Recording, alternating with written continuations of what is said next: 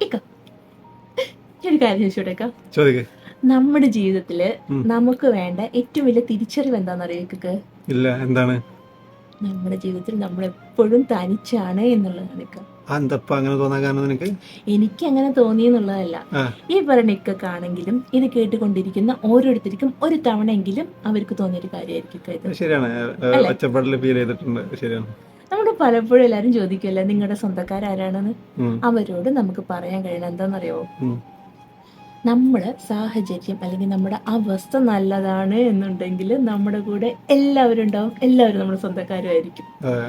നമ്മുടെ അവസ്ഥ ഒന്ന് മോശമാണെന്നുണ്ടെങ്കിൽ ഉം. അവിടെ ബന്ധങ്ങളും ഉണ്ടാവില്ല, സ്വന്തക്കാരും ഉണ്ടാവില്ല, കൂട്ടുകാരും ഉണ്ടാവില്ല. ഓക്കെ, അതൊക്കെയാണ്.